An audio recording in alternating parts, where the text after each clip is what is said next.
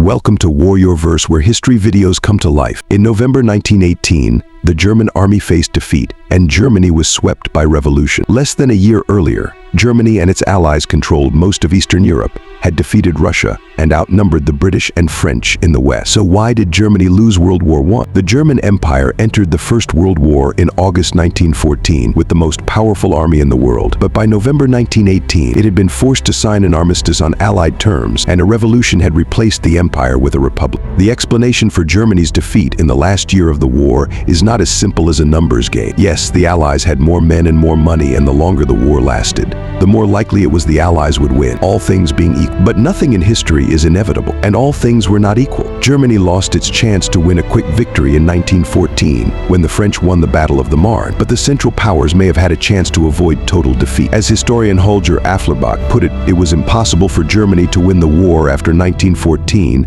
but it required very grave mistakes to lose it. Both the Allies and Germans made good and bad decisions that shaped the war's outcome, but only Germany's decisions lay within its control, and it was by far the strongest member of the Central Powers. So that's why we'll focus on them to explain Germany's defeat in 1918. Germany's famous war plan in 1914, the Schlieffen Plan, might have been its best chance to win the war against a more powerful enemy alliance. But as 19th century Prussian General Helmuth von Moltke-Gelder admitted, in war, nothing is certain. No plan of operations extends with certainty beyond the first encounter with the enemy's main strength. The German High Command learned that lesson the hard way in August and September 1914. German planners and commanders pushed their men past their limits, expected too much from the army they actually had, neglected logistics, and made critical operational mistakes. Coupled with a desperate and effective reaction by the French at the Marne, the result ensured the war would not be over quickly. To make matters worse for the Germans, they drew Britain into the war by violating Belgian neutrality. The wild gamble had gone wrong. France was still fighting,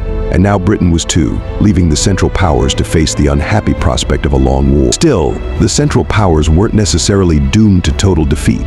Even if outright victory was unlikely, some historians argue they might have wrung out some sort of compromise peace, even against stronger enemies, if it weren't for more risks and mistakes they made from 1914 to 1917. The High Command failed to effectively reassess its strategy after the defeats of 1914 and develop a coherent plan to win, or at least force acceptable peace terms.